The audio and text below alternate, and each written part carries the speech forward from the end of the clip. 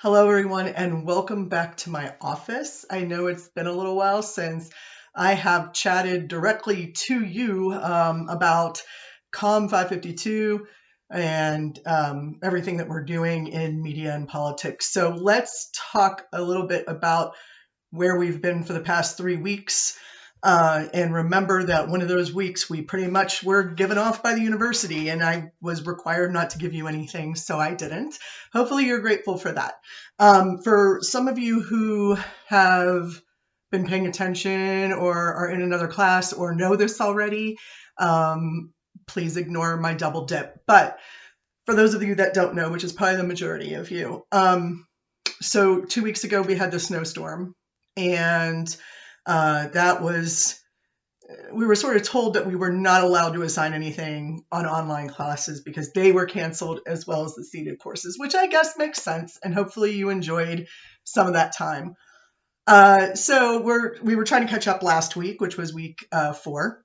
And I think we did. This week we've got week 5. And the good news is that I did plan this to sort of progress very, very slowly. But as some of you might know, a week ago, I ended up having emergency oral surgery. I lost a tooth, and now I do look kind of like I belong in the hills. And I apologize for that. It is a process, and so it'll be fixed. And hopefully, the next several months here, we'll get that fixed, and there won't be a giant hole there. For now, I'm gonna hope that it doesn't distract you. So let's all just acknowledge it and move on. Okay, hopefully that helps a little bit. And that does put me into some pretty significant pain for about a week.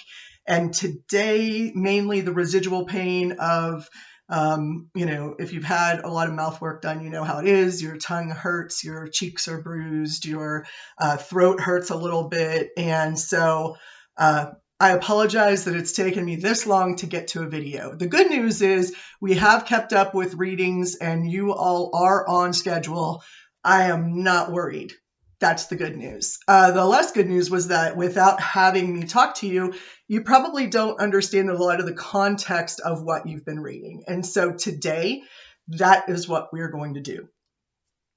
So let's go back to what we originally sort of skipped over due to the snowstorm, and that was the election of 1960. And I gave you all a reading for that because a lot of people cite still the election of 1960 as sort of this really questionable, especially ethically, idea of the televised presidential debates.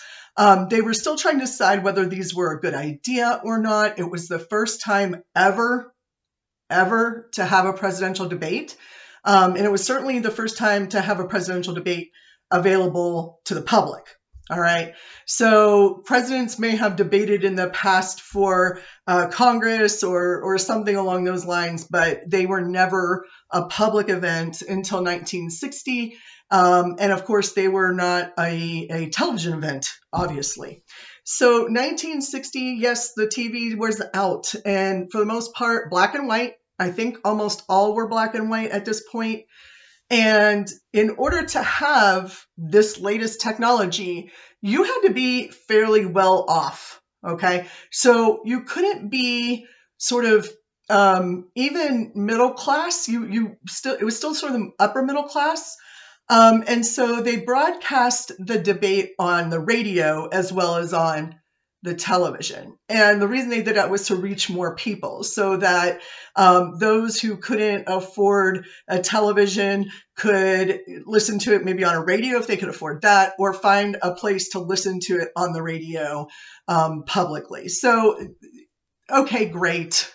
Still didn't reach everyone the way that they wanted to, but they were definitely, it was a crucial moment, a pivotal moment for campaign politics. All right. It was the first time that media truly impacted the outcome, we believe, of a presidential race. Prior to this, you might be thinking, well, FDR did his fireside chats, and that is true, but he was already president when he did those. So this is really the first time it becomes a question of of competency and image in the presidential election. There were a few things that came out immediately following this event. First of all, let me say that these debates, if you've never seen them, why would you? But if you've seen them, you'll know what I'm talking about. If you haven't, you might go onto YouTube and check a few snippets out. But I certainly wouldn't encourage you to spend hours on end watching these videos unless that's just something you're really interested in. Mainly because it's not going to be helpful more than just understanding what it looked like. I have watched all of these debates because of course I did, but you don't have to in order to understand what was going on. If you would like, I say if you would like, but I think I'm going to try to put in the announcement some links to the debates on YouTube in case you do want to access those easily. I can help you out with that. The thing is that one of the things that came out after the debates was the debates were very long. I believe they were 90 minutes, unless I'm mistaken. They were focused on an area of policy, an area of interest. So we had economics was one, domestic policy was two, and foreign policy was the third. Now, I don't remember what order they did those in. I actually think foreign policy was first as far as the debates go, but I would have to double check that. Probably not important to you to know, but those three topic areas are important to know because we would try to carry that through. And as you will find out soon, it worked until 1992. So we really wanted to hear from our presidents, and we heard details. We heard details about our Russian policy, about our policies following World War II, about space program funding. We heard about sort of the nitty-gritty things that we don't talk about anymore. And that's because back then they were actually interested in that. And we are too. It's just that we express it differently. We'll get into that very soon as well when we get to 1992. The second thing that came out after the debates that was extremely important was that people were saying, if you really paid attention to the debates, John Kennedy was nothing but fluff and a handsome young rich dude on the television. If you listen on the radio, Nixon very clearly had this a much better grasp on policy. He had better ideas. People weren't caught up in his fame, or although he was well known, but his fame or fortune, because it was nothing like the Kennedys' fortune. So if you watched it on TV, you liked President Kennedy.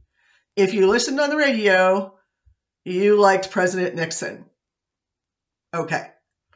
That study stood for many decades as absolute fundamental truth, thus bringing up the debate about internally in the political communication field about the distinction between image, John Kennedy, and issue, which went to Nixon.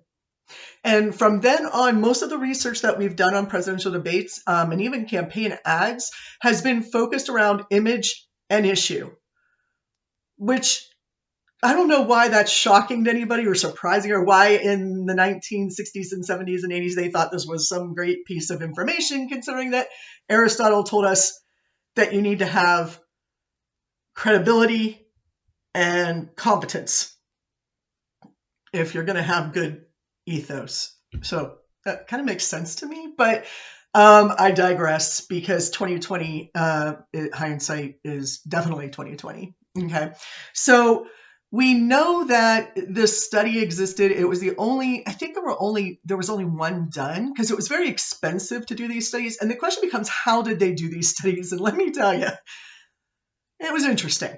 First of all, they called people on the phone to ask them how they felt about whether they watched on TV or whether they listened to it on the radio, and therefore who would they vote for. Excuse me. Of course, there are some things you need to know. First of all, Kennedy was running as a Democrat, but at the time, the Democratic Party was mainly focused on like money, the rich, the Northeastern blue bloods, so to speak. And Kennedy was one of those. And the Republicans were more focused on the working person, the average middle American. If it was the 1950s or 60s, I might have been a staunch Republican fighting for the worker, right? But as my father would be able to tell you, in the 1960s, it was sort of a radical revolutionary idea for a Kennedy to run for presidential office on typically issues that Democrats didn't focus on. For example, civil rights at the time, helping the poor, feeding the hungry, possibly increasing taxes. I mean, radical ideas. Okay. So Kennedy had an impact on the American public that was unique in the sense that people who before believed that if you were for social welfare programs and you believed in traveling to space, taking care of the environment, civil rights, etc., that you vote Republican, they suddenly were like, whoa, maybe we should look at the Democrats. There was also the play of John Kennedy's father, which is an interesting story. And then there was also the play of, and the influence of Joe Kennedy was pretty incredible. But then you also have the influence of the workers' unions, okay, particularly the Teamsters. That's who we focus on all the time, right? And the Teamsters, once they started supporting Kennedy and the Democratic ticket, all of a sudden the workers, the middle class workers or the lower class workers, people like myself, prior to becoming a professor, when I was working in a Walmart or for the hotel I was working for, or the Dairy Queen that my siblings worked for, or take your pick. If you were sort of a blue collar worker, you were in a union, and that union would help tell you who to vote for. And the Kennedys went after the unions and said, we will give you what you need if you get us elected. And that was a huge chunk of the voting public at the time. Okay. Nowadays, that sort of theory still stands. If any of you know who Jimmy Hoffa is, you know that he was a Teamster. He was the leader of the Teamsters in the 60s, 70s, and 80s. And he apparently was involved in some questionable behavior with the mob and with the government. Anyway, long story short, nobody knows what happened to him, and he has never been found. And so, I've heard radical theories about Jimmy Hoffa, but let me tell you this. I have run several campaigns now where I have worked with a Democratic candidate, and one of the things that we get is a check from Jimmy Hoffa Jr., and it's signed, and I'm just like, this crazy family I heard about for so long. And of course, it's not a movie story here. This is not Hollywood, but the truth of the matter is that nobody does know what happened to Jimmy Hoffa Sr., but Jimmy Hoffa Jr. did take his place and does still, in fact, run the Teamsters unions, okay, and does so in a very ethical and very real way. But it's always caught me off guard after I've studied my history to see a check from Jimmy Hoffa Jr. It's fun, and it's one of those things that ties me back to the history of the Democratic Party and the development of the new Democratic Party, if you will, and the new Republican Party, if you will. The interesting thing is that not a lot of people own telephones. I mean, if you owned a radio, great. I mean, that was easy, but a telephone required a wire service. It required that you be in an area that had telephone wires, lines, and, we had party lines. So the odds of having a private line were very, very slim. And most people who had telephones probably had televisions.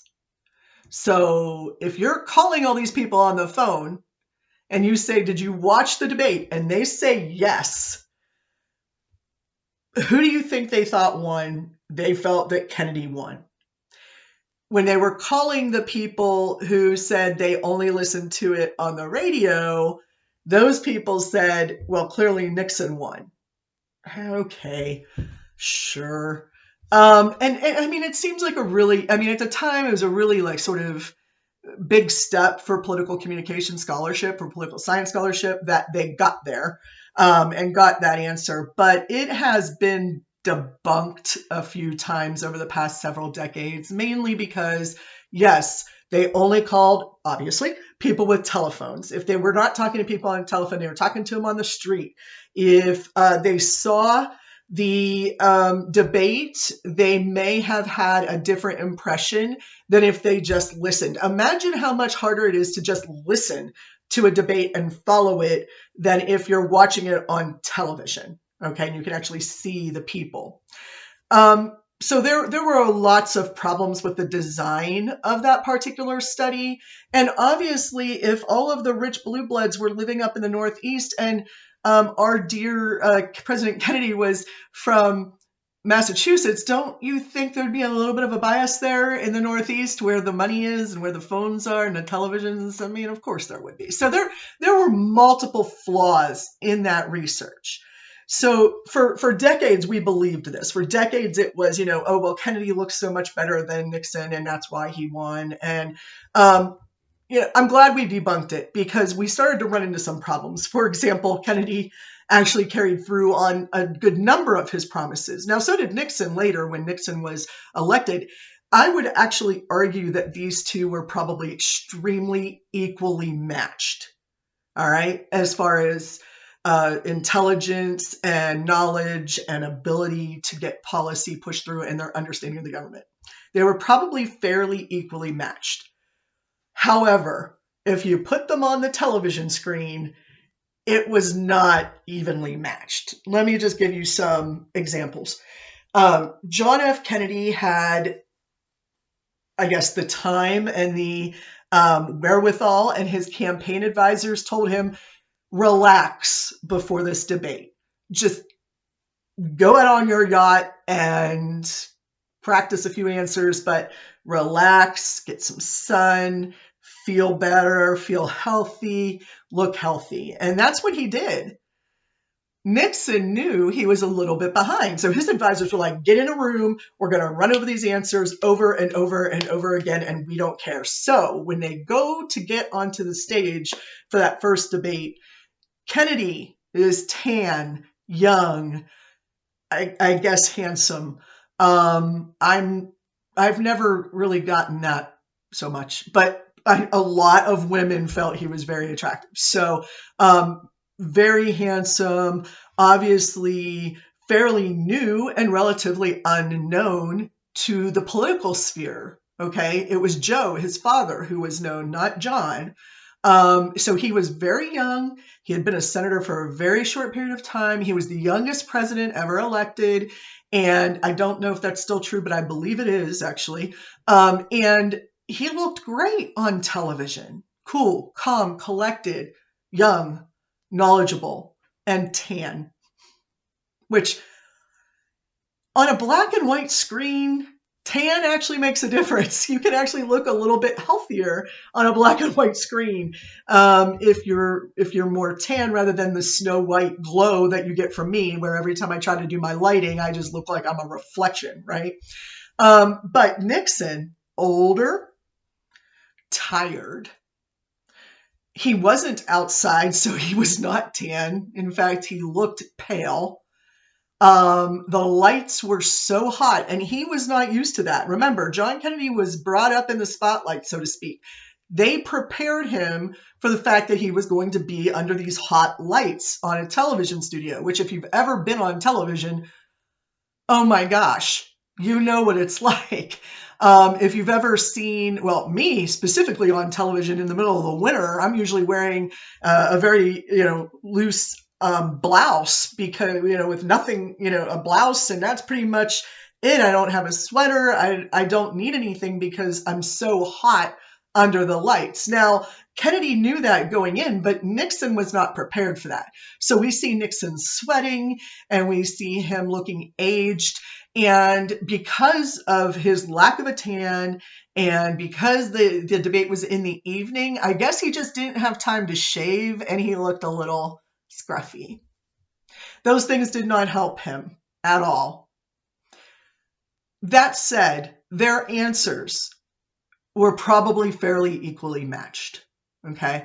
Now, if we were able to go back in time and research only the people who listened on radio to see which one of them would win policy-wise, that probably would be fairly close. But the television audience was fairly close as well, and people don't talk about that. Yes, there were people who watched the debate on television and still would have picked Nixon. So the flawed history, the story we tell, I should say, the narrative that we get that, oh, well, Kennedy was young and good looking and that's why he won, not necessarily completely true. Okay. I'm sure that looks play a part. In fact, I know they do. I lived through the Clinton era, obviously. And a lot of, I think they were at the time actually saying a lot of soccer moms, which that was the first time we had heard that term. Now it's just sort of in the vernacular, but back in the early 90s, that was a term that they came up with, that soccer moms found Bill Clinton attractive, more attractive than George H.W. Bush, which, I mean, come on, given. That's a given. Now, I don't think Bill Clinton's attractive either. I have real issue with that one, but compared to HW, maybe. Again, we have a huge age difference. And again, we have an experience difference. You've got the governor of Arkansas going up against the former director of the CIA. Oh my God, George H.W. Bush, how did you lose that election? I'm still baffled. I mean, I listened to George Stephanopoulos a lot because he was on the campaign in 1992, and nobody expected this crazy Clinton dude to win, but he did.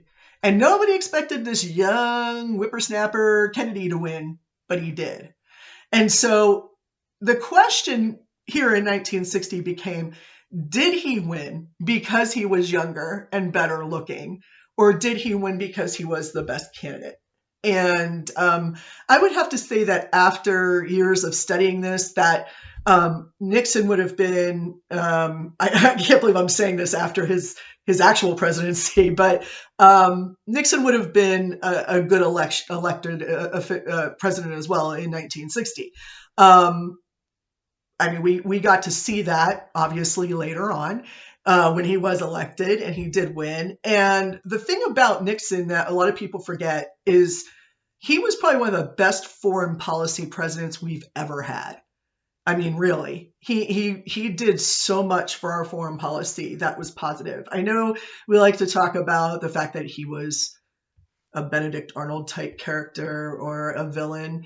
And don't get me wrong, he did some really crappy stuff, but so have a lot of other people. And that does not make him bad in his foreign policy. Okay, domestic policy, definitely a problem, but foreign policy, he was very good at. So I think that it was a little tighter than people like to think about it. We like to tell this big story of having, the handsome Kennedy versus the old Nixon.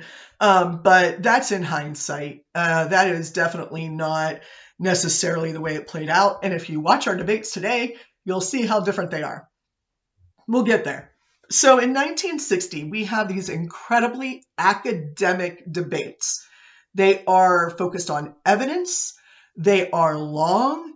The answers are long. Neither Nixon nor Kennedy would interrupt each other. Could you imagine a presidential debate where nobody interrupts each other? It'd be amazing, right? It's like heaven, right?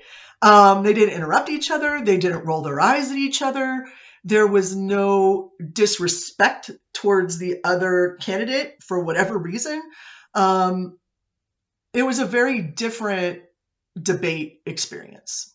Now, another reason that this was so important was because at the time, nowadays this isn't the case, but at the time, the fairness doctrine was still in place. That whole idea of if you show one political side, you have to show the other. You have to give equal time. Okay, the Equal Time Amendment, or Equal Time Clause, excuse me, Section 315, okay, of this particular law. Section 315 was suspended by Congress for the debates to occur. That was necessary because we didn't want everybody making claims that they had the right to be on the stage. They needed to find a way to allow the debates to occur without just throwing away the time equity clause, so or equality clause. So they just suspended it.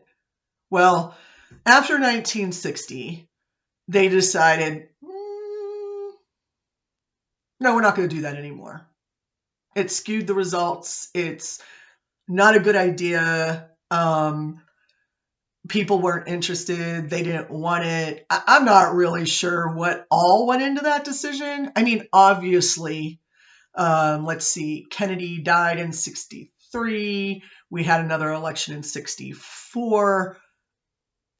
I guess, the Vietnam situation was problematic. There were a lot of reasons to just stay on track with the country rather than trying to show the divisiveness, or not divisiveness, show the differences between the two candidates, the Republican and the Democratic candidate. So we did not have a debate for 16 years, right? 1960 to 1976.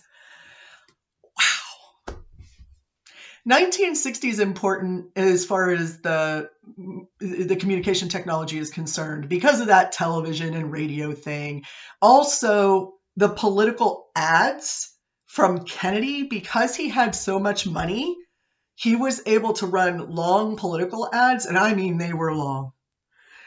I will probably link a couple of those just so you can see that today's political advertisements are completely different. I get this one stuck in my head all the time because the whole entire commercial is a chorus of people singing Kennedy, Kennedy, Kennedy, Kennedy, Kennedy, Kennedy, and I'm just like, it gets stuck in my head. And it's probably one of the most annoying commercials I've ever seen, but I will watch it over and over again just for the sheer pleasure of watching these commercials with sort of a hindsight eye of, wow, that was really, we would never get away with that today. They were cartoons. It was just different. We went from prior to 1960 having, a couple of radio addresses, but only by the president, a couple of political ads, but mainly they were buttons that people wore on their collars or signs that they carried. All of the campaigning was grassroots campaigning for the most part by the people. People were out knocking on doors, walking the streets, hanging up signs. Yes, I do remember putting up signs with my father, and I was pretty young, but I used to go with him all the time, and I would carry the signs, and he would carry the wood stakes and the hammer and the nails, and he would nail these signs up to these wood stakes, and he'd pound the stake in, and then we'd get in a car and drive a half mile down the road and do it again. And of course, we had to go back and pick those all up. So every election, I had to go out and get those back out of the ground. And that was sort of the responsibility of the citizens. Nowadays, with the new technologies that we have, obviously that is no longer necessary. And so we'll get into that, obviously, when we get into about the mid-2000s. That is not going to come up for a little while. What happened between 1960 and 1976 was a lot of war. People were focused on making sure we brought our boys back. And I say boys here, not to be disrespectful, but because they were the only ones who were allowed to fight at the time. and our young women were serving in the USO. They were nurses from when the guys came back, and it was a long war. All right, it wasn't really, there was no beginning and end to that thing. Okay, it's just sort of like a quagmire of a mess that just went on and on and on. So I mean, say what you will about Vietnam, it messed up our political system. That's okay. I think it was smart, right? It was smart for us to focus on the important things and not get bogged down in the formalities of elections, right? They still ran the same way. We just didn't have as much televised debate and advertising as we did in 1960. So we take a break and we go to 1976. And from I believe I have for this week, 1976 to 1992. And those are going to be important for an entirely different set of reasons. So I'm going to leave 1960 here, tell you that the telephone, the television, and the radio were three technologies that made a major impact on how presidential campaigns were run and how they were evaluated. And then, like I said, we take a 16-year break. So I will come back with another video, probably either tomorrow or Wednesday, so that you guys can absorb this one first. And I will post for you under the announcements here, maybe some video links that you don't have to watch, but it might be entertaining to at least click on them and watch a few seconds, just to kind of get the feel or the sense of how technology was working back in the 1960 era. All right, everybody, I will be talking to you soon. Meanwhile, if you have any questions, please feel free to let me know. I hope you're all doing well. I hope you're enjoying the slightly warmer weather, and I'll be talking to you again soon.